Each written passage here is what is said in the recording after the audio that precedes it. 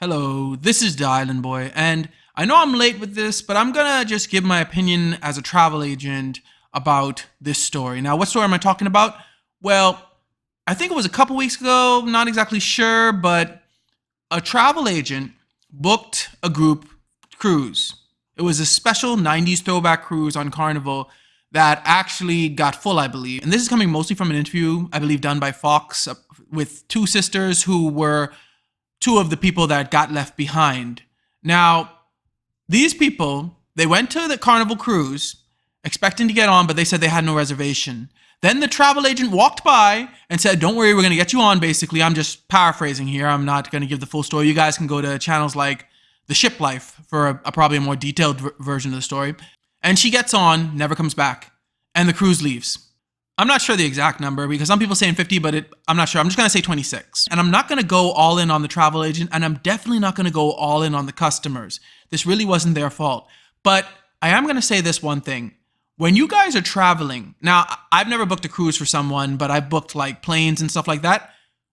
The travel agent should always give you all the confirmation numbers.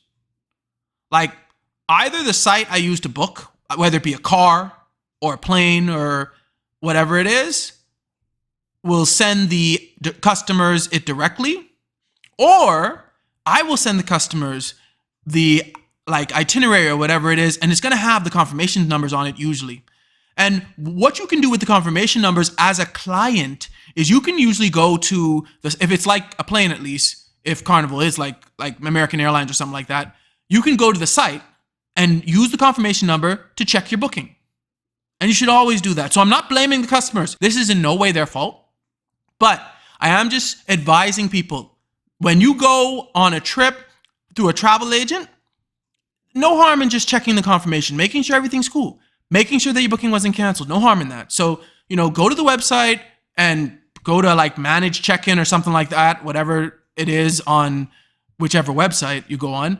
And you can usually see your booking and you can make sure that's confirmed and everything like that. You can do that without the travel agent. But back to the travel agent.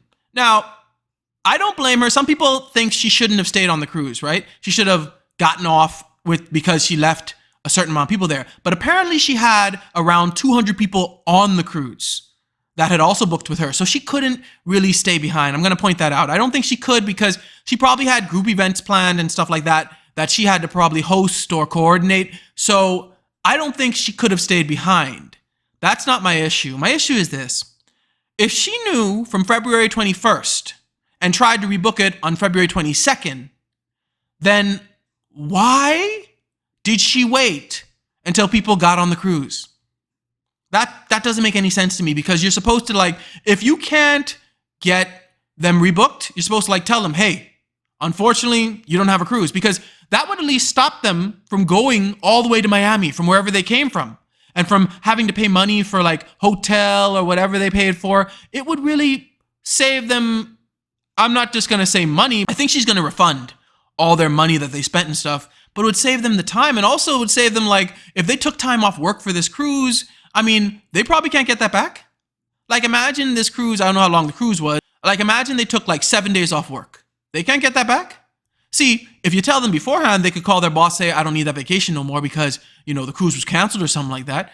So, really, it was an irresponsible action, I should say, to not inform them when you knew it was canceled or after you tried to book it and it failed because the cruise was full. That's what I'm trying to say. That part doesn't make any sense to me. She knew that a certain amount of people's reservations had gotten canceled, yet she didn't inform any of them, and she let them go to the cruise? Yeah, guys, it just makes no sense to me.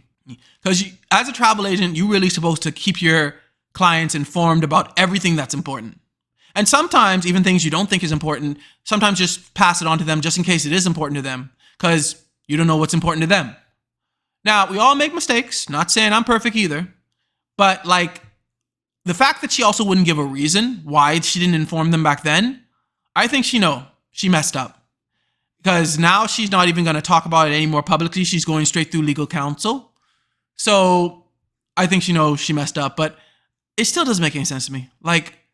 Why would you, when you knew they were going to show up, when you knew they weren't going to be able to get on board, it's one of those things that is just I would really like to know, What was going through her head with that? I'm not judging her, not calling her. Like, we all make mistakes, we all mess up, but it's just one of those things. It's like, what is going through your head when you don't tell your client? What was she expecting? That's the biggest thing. What was she expecting to get to the cruise and somehow talk them into getting on the cruise? Like, but anyway, what do you guys think about this? Let me know in the comments below. Thanks for watching. Like, share, and subscribe, and God bless you all.